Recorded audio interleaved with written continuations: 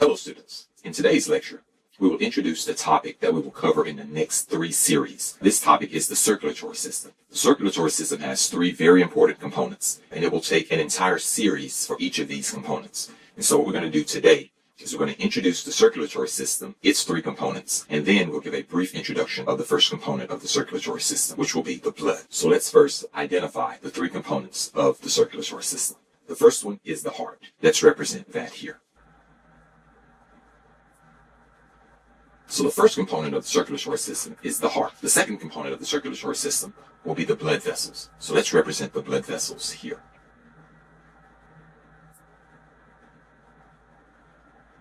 So our second component of the circulatory system will be the blood vessels.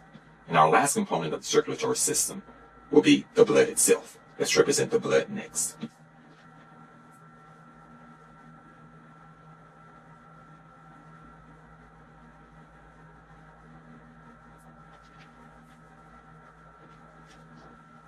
And represented here is the blood, showing the red blood cells and the white blood cells.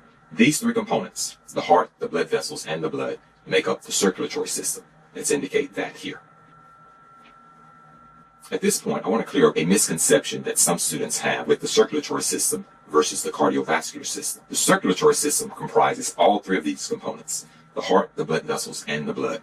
However, the cardiovascular system only comprises the heart and the blood vessels. Let's indicate that here.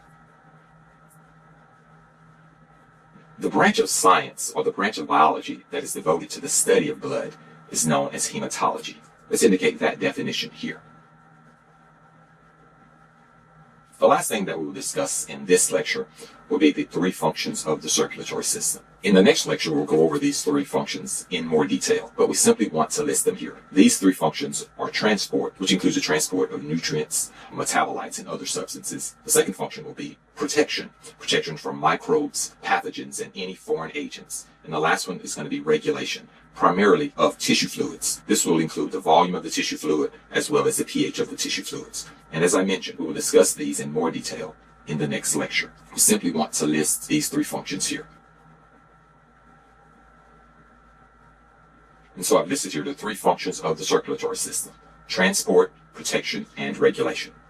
This concludes our introduction to the circulatory system, and it also concludes this lecture. I hope that you've learned a lot.